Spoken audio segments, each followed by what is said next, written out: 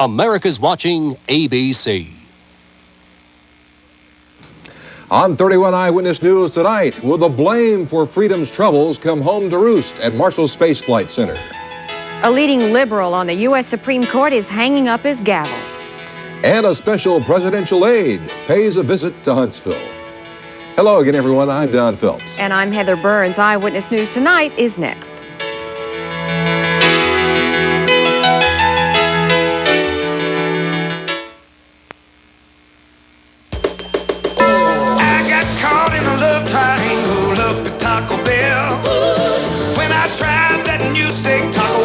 Tortilla, yeah.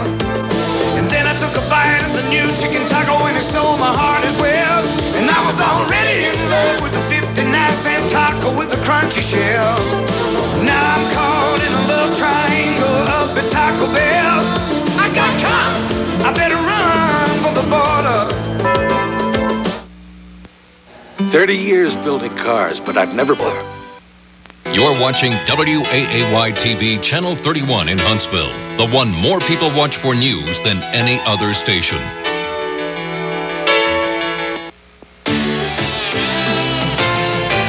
Now, live, 31 Eyewitness News Tonight, with Heather Burns, Don Phelps, Gary Dobbs, Eye on Weather, Bob Labby with sports, and news from the Shoals Bureau. This is 31 Eyewitness News Tonight, the clear choice.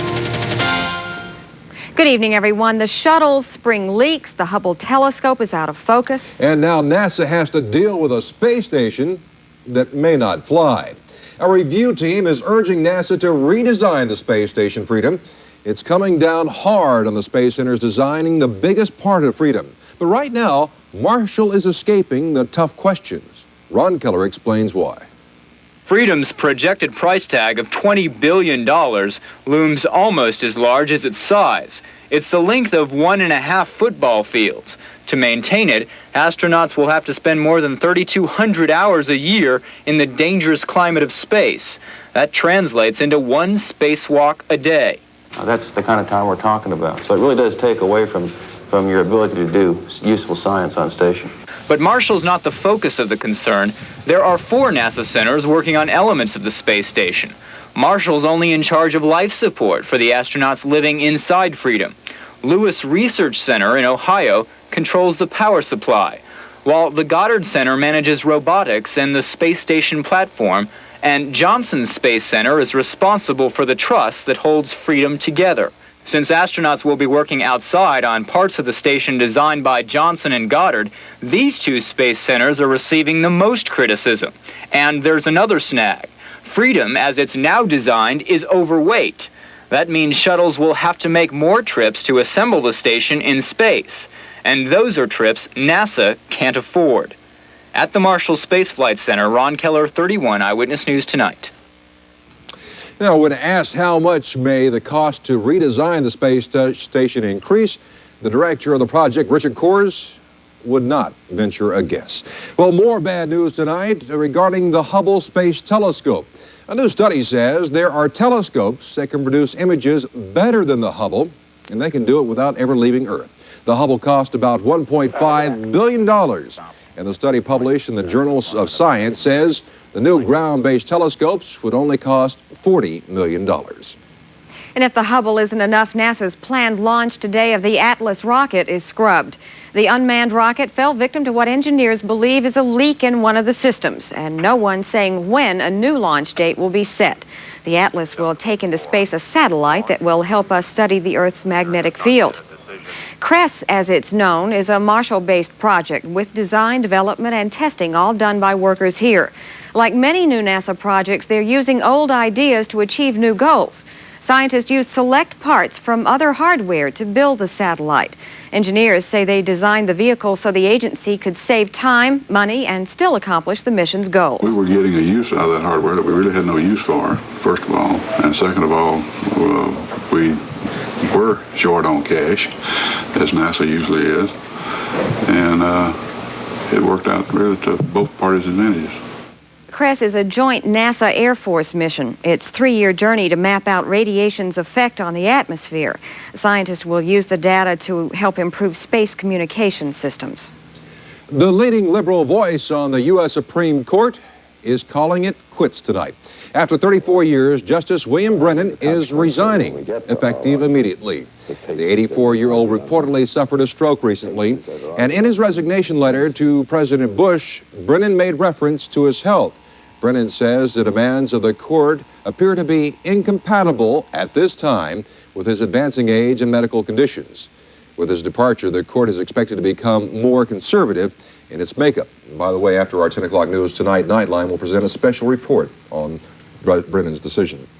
Well, Congressman Barney Frank is accepting a House Ethics Committee report that says he committed improper actions on the behalf of a male prostitute. The panel is recommending the full House reprimand the Massachusetts Democrat for improperly using his position to benefit former employee Stephen Govey. But some Republicans say a reprimand isn't enough. They say they'll seek expulsion. President Bush launched a new attack on Democrats today and issued a warning. During a Montana fundraiser, Bush pounded on Democrats for the nation's budget problems. But he promised to carry on budget talks with Congress without preconditions. Bush also said he could live with an $18 billion cut in his defense spending plan. But he warned against holding a fire sale to cut military spending. An aide to President Bush was in Huntsville today, but this guy is not your typical aide. You see, he's a Cambodian refugee who escaped the Khmer Rouge and its bloody reign of terror. Now that he's in America, he is thankful for all he has. And as Ken Craig reports, he takes nothing for granted. Always and will always be the land of opportunities where everyone affords the right to dream and the opportunity to make the dream come true. Sachan Siv came to this country 14 years ago. His first job was picking apples. Now he is a special assistant to President George Bush. Siv escaped his native Cambodia during 1976. His mother and brother and sister weren't so lucky. They were killed by the Khmer Rouge as part of a systematic extermination of millions of Cambodians. Siv came to Huntsville today in memory of his brother, who once worked at Redstone Arsenal. My first knowledge of America through pictures and postcards was of Huntsville and Alabama, the first state. So I always wanted to come here.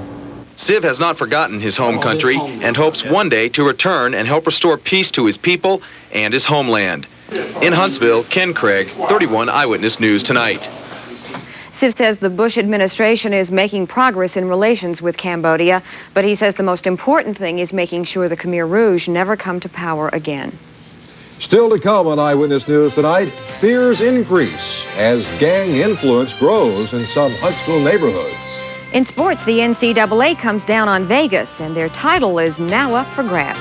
And Gary says it's time for him to sow some oats. We'll find out what he has in mind and a look at the weekend forecast.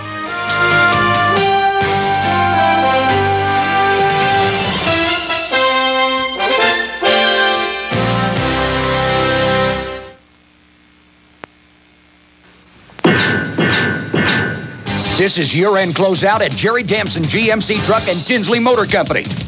Closeout means savings. The last 1990 full-size Sierras. Closeout means rock-bottom prices. The last 1990 Jimmys. Closeout means value. Get rebates up to $1,500 or financing as low as 6.9%. This is Closeout. The end of the model year. Get prices you'll never see anywhere else. Go to Jerry Damson GMC Truck and Tinsley Motor Company now. We're your choice. If you're into cooking out, we've got a great deal in store for you. Winn-Dixie. Shop now while WD Pure Ground Beef in a 5-pound handy pack is $1.18 a pound. Take home Harvest Fresh Jumbo Red Ripe Watermelons for only $2.97 each. And here's a low price on a big thirst quencher. Super Brand Orange Juice is just $1.27 a half gallon at your nearby Winn-Dixie or Winn-Dixie Food and Pharmacy store. Pontiac Grand Am, among the best retained value cars in America. $2,000 cash back. Pontiac Grand Prix LE Sedan, winner of Motor Week Driver's Choice Award, $2,000 cash back. Bonneville, Motor Trend's Best Buy American Family Sedan, $1,500 cash back. Cash back on every new Pontiac in stock, plus factory-to-dealer incentives that can save you even more during the Race to Excitement closeout. Don't miss out. See your Greater Tennessee Valley Pontiac dealers. What's this about you sowing your wild oats? Well, usually you sow fertilizer. Tonight it's oats. What is this? Jerry Clower told me one time that I can spread more fertilizer than he ever sold in his whole lifetime. He should know. He may be right about that, but no. Tonight we're going to sow our wild oats here. I have a bag of wild oats, and this comes to us from WDK Associates in Decatur. This is part of the Last Fling Club, the family. Check the T-shirt out they had for me. There it is right there. Watch out. Here come the flingers. Well, here we go. You ready? Mm-hmm. Here's how you sow your wild oats. Just like that right there. Get the broom. We have done it now. Yeah, they're going to town over there, too. Look at that. Thanks a lot to WDK Associates Decatur. We appreciate that. That's a cute little gimmick. Well, nothing cute about this weather. We are just stuck in the steamies, it looks like, and our heat index this weekend, that combination of temperature and humidity, it'll be 100 plus. We hit 100 today on the heat index, not quite that high on the thermometer. We have a chart that we've been talking to you about. It shows you the heat index. All you have to do is figure out temperature and humidity and look on that chart, and you can see how hot your body thinks it is. And if it gets above 105, that starts getting into a dangerous level. Send us a self-addressed stamped envelope. We'll be glad. That looks like Henry Kissinger right there, doesn't it? We'll be glad to send you our heat index. Well, today we hit 89 on the thermometer, 69 this morning. It's 79 out there right now. The wind is out of the south and ever so lightly blowing. The humidity is up there at 80%. The barometer at 30.03. Here is Super Radar, and there are showers and storms all over the place, including the southeast. Big storms in the Ohio Valley, right on back down into the Central Plains.